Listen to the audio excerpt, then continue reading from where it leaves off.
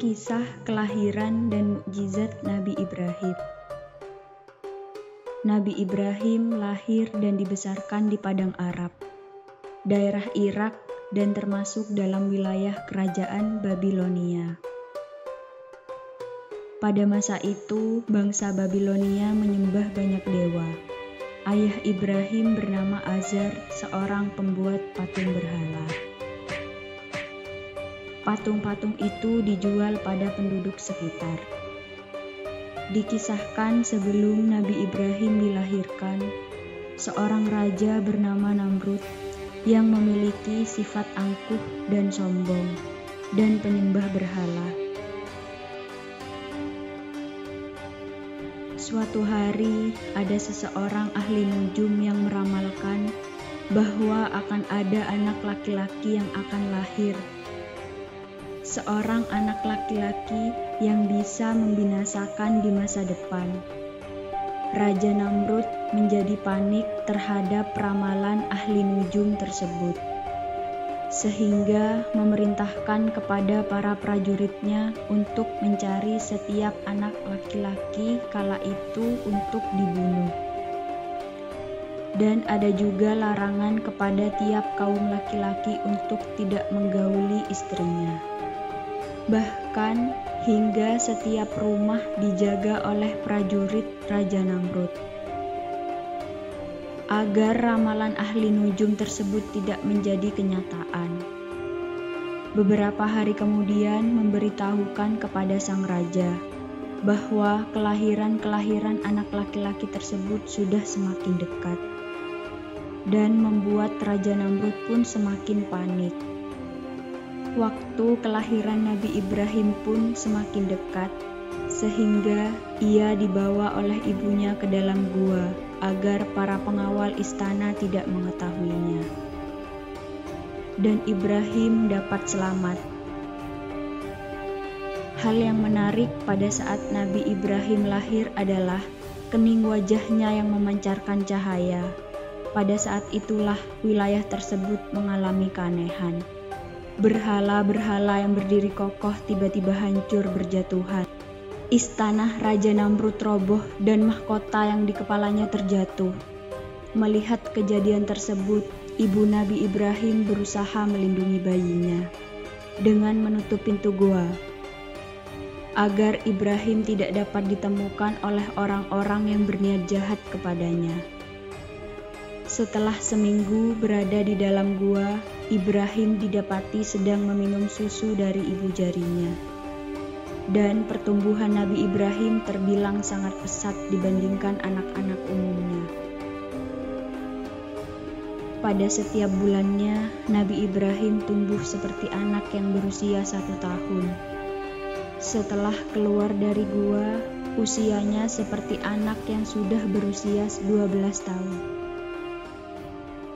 Dan Nabi Ibrahim pun mulai hidup bersama masyarakat lainnya.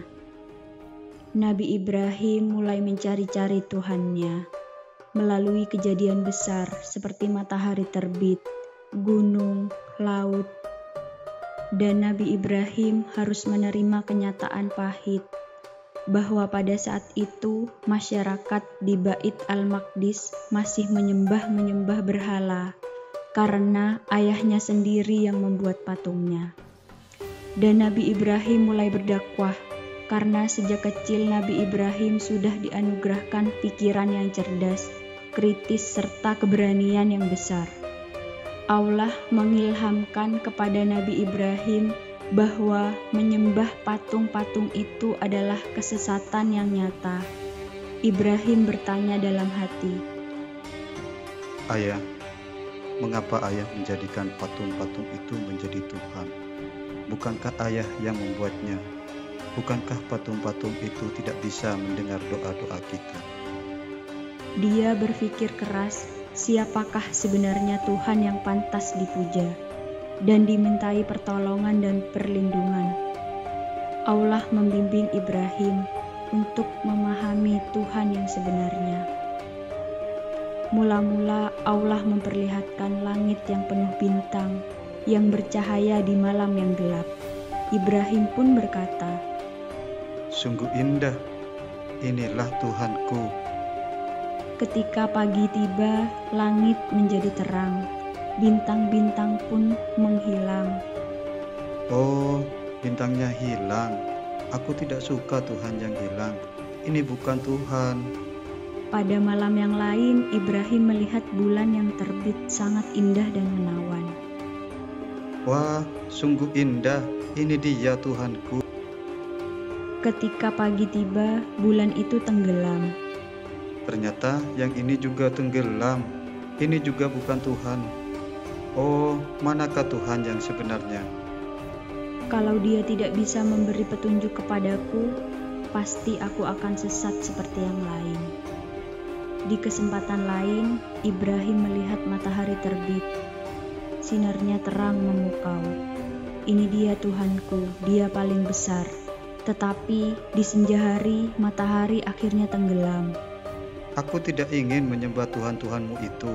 Aku akan menyembah dan mengabdikan pada Tuhan pencipta alam semesta ini.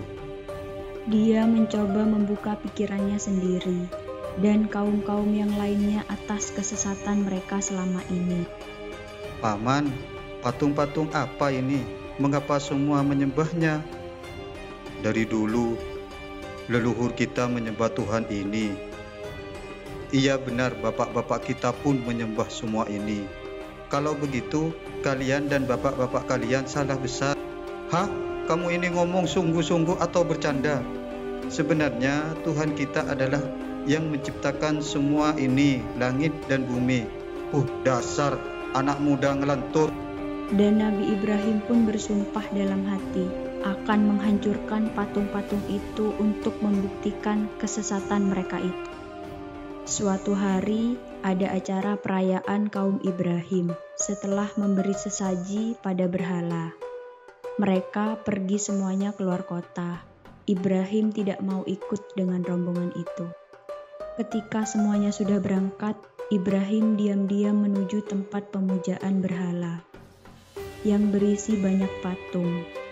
Dia melihat makanan sesajen untuk berhala-berhala itu masih utuh di hadapan para patung-patung itu. Mengapa kamu tidak makan? Kenapa kamu tidak menjawab? Ibrahim bertanya lalu memukul patung-patung itu dengan tangannya. Tentu saja patung-patung itu tetap diam. Lalu Ibrahim mengambil kapak lalu menghancurkan patung-patung itu satu persatu dan disisahkan patung yang besar dan dikalungkan kapak tersebut di lehernya. Ketika kaumnya pulang dari luar kota, serentak mereka kaget berteriak gempar satu kampung. Bergegas semua orang, terutama para pemuka, menuju tempat pemujaan berhala. Siapa yang melakukan ini pada Tuhan-Tuhan kita? Kami dengar ada anak muda yang membenci Tuhan-Tuhan kita. Ibrahim namanya. Bawa dia ke sini. Maka Ibrahim dibawa ke hadapan para pemuka kaumnya. Disaksikan halayak ramai. Apakah kamu yang menghancurkan patung-patung ini, Ibrahim? Yang menghancurkan patung ini adalah patung yang besar. Bukankah dia yang membawa kapak? Tanya saja dia kalau bisa menjawab. Orang-orang yang mendengar jawaban Ibrahim pun mulai tersadar. Merekalah yang keliru menyembah patung-patung itu. Tapi kekafiran yang sudah mendarah daging memutarbalikkan kebenaran. Tentu di sini ada campur tangan setan. Kamu kan tahu, dia kan tidak bisa menggerak, apalagi menghancurkan patung-patung itu. Berarti kamulah yang melakukannya. Jadi mengapa kalian menyembah patung yang tidak bisa berbuat apa? Melindungi dirinya saja tidak bisa, apalagi melindungi kalian. Pemuka-pemuka kaum berunding untuk menghukumnya.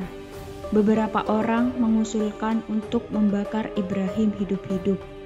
Maka penguasa waktu itu, Raja Namrud, memerintahkan untuk membuat bangunan untuk pembakaran Ibrahim di tengah lapangan agar dapat disaksikan orang banyak.